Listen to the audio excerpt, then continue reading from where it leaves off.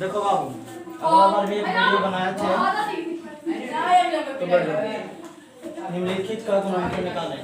ऐसे 4 मैथ बताए थे लेकिन आप लोगों को समझ में नहीं आया था। मैथ देखो कुछ नहीं, चारों मैथ एक ही लगन है, एक भी बताएंगे तो चारों आप बना सकते हैं।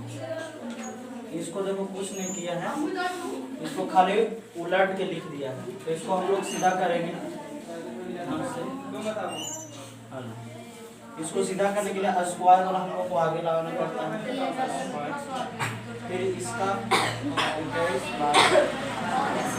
प्लस में 100। अब देखो इसी की तरह 60 की तरह हो गया ये वाला। अब इसको लास्ट वाला को हम लोग गुणनखंड तोड़ते हैं। इसको ऐसा तोड़ते हैं कि जोड़ने या घटाने पर बीच वाला होना चाहिए और गुना करने वाला पर लास्ट वाला होना चाहिए। तो 108 को अगर तोड़ते हैं तो 12 गुना 9 करते हैं तो 12 9 8 से। अब अगर इन दोनों को जोड़ते हैं तो कितना होता है? 21 आता है। यानी जोड़ने पर कैसा आ रहा है, गुना करने पर 108। तो हम लोग को ये भी दो अंक में इसको क्या करना है, बांट देना है। 22 का स्क्वायर प्लस 12 बाई और प्लस में 9 बाई प्लस में 108। यहाँ तक क्लियर है? सबको समझ में आ रहा है? अब यहाँ देखो दोनों में क्या चीज शामिल है, बाई इसमें भी है, बाई इसमें भी है। एक बाई कॉमन निकाल लेंगे, यहाँ क्या बचेगा, बाई प्लस 12, बाई तो निकल गया। फिर इसमें देखो 9 से ये भी कट रहा है, 9 इसमें भी है, तो प्लस के 9 निकालते हैं तो यहाँ पे बाई और 12 नमक यानी 12। अब देखो इसमें ये एक अलग हो गया और ये इसमें ये है, देखिए बाई प्लस 12 दोनों सेम है, एक को कॉमन निकालते हैं, बाई प्लस 12। अब इसमें देखो बाई प्लस 12 को हम बाहर निकालें तो क्या बचा, खाली बाई और यहाँ पे प्लस में बाबू तुम्हारा। नेक्स्ट को भी हम इसी तरह से करेंगे, इसमें भी हमको कुछ नहीं। देखो अब 8 है, इतना छोटा अंक है, इसको गुना करेंगे तो 8 आना चाहिए, जोड़ा घटेला पर 9। तो अगर हम देखिएगा कि 4 गुना 2 करेंगे तो कितना आएगा, 8 आ रहा है, लेकिन जोड़ना ये घटेला पर 9 नहीं आ रहा है। तो हम लोग क्या करते हैं कि 8 गुना 1 करते हैं तो भी 8 आ रहा है, लेकिन जोड़ेंगे तो क्या आ जाएगा, 9 आ रहा है ना।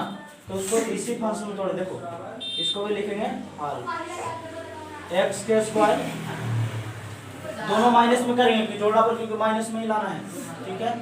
माइनस के 8x और माइनस के 1 प्लस में 8। अब देखो दो के ग्रुप बन गया।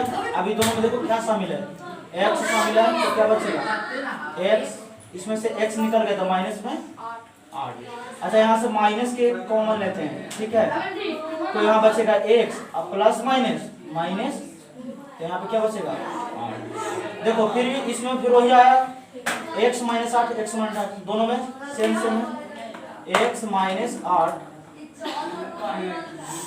और x यहाँ पे बचा माइनस में होगा, इसका ये आंसर हो गया। दोनों में कोई फर्क है, इसमें भी वही होगा। देखो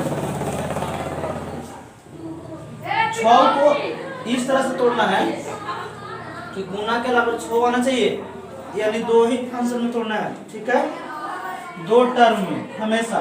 तो 6 को कैसे तोड़ें, अगर 3 गुना 2 कर दें तो क्या आएगा, 6 जोड़ना या घटेला पर 1 बचता है, एक ही कोई है ना, तो दिन नहीं बचता। देखो 3 में से 2 जाएगा तो क्या बचेगा, 1 ही बचेगा। तो हम इसी फंक्शन में तोड़ते हैं, a के स्क्वायर माइनस के प्लस के 3a और माइनस के 2a। देखो इसको क्या करेंगे कि प्लस में 3 है, माइनस में 2 है, घटाएंगे तो प्लस में 1 बच जाएगा और गुना करेंगे तो माइनस में 6 आ जाएगा ना। अब देखो फिर 2 फंक्शन में हो गया, दोनों में a शामिल है, a कॉमन निकालते हैं, फिर यहाँ a बचा, फिर प्लस का 3 बचा, यहाँ पे माइनस का 2 कॉमन लिया तो बचेगा a और माइनस प्लस द्वितीय। देखो a प्लस 3 दोनों में है, तो a प्लस 3 को कॉमन निकाल लिए, बचेगा a माइनस का 2, ये तुम्हारा हो गया आंसर। अब देखो बिल्कुल इसको भी ऐसे करेंगे। देखो 117 को गुणनखंड तोड़ते हैं, क्योंकि बड़ा टर्म है तो आपको आसानी समझ। देखो 3 से लग जाएगा ना, 3 से 3 3 9 9 2 11 2 7 3 9 27 3 से 13 3 39। अब देखो 3 3 9, अच्छा 9 गुना 13 करते हैं तो 13 9 17 से 17 देता है। अगर 13 में से 9 घटाते तो फिर 4 बच ही रहा है, तो हमको यही 2 घटा में तो तोड़ना है। यहाँ देखो लिखेंगे हल, फिर करना है शुरू वाला वही लिखना है, एम है ना, तो एम का स्क्वायर। अब देखो यहाँ पे प्लस में 13 एम लिखते हैं, क्यों?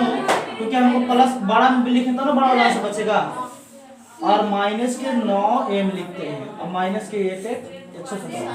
ठीक है। अब देखो इस दोनों में से क्या कॉमन ले सकते हैं, एम, तो यहाँ बचेगा 2 में से 1 प्लस का 13। ये दोनों में से देखो क्या ले सकते हैं, माइनस का 9, तो क्या बचेगा एम और माइनस माइनस प्लस, यहाँ पे क्या बचेगा 13 13 9 17। देखो दोनों में सेम है, एम प्लस 13 और यहाँ पे बचा क्या, एम माइनस का 9। तुम्हारा एक आंसर समझ में आया।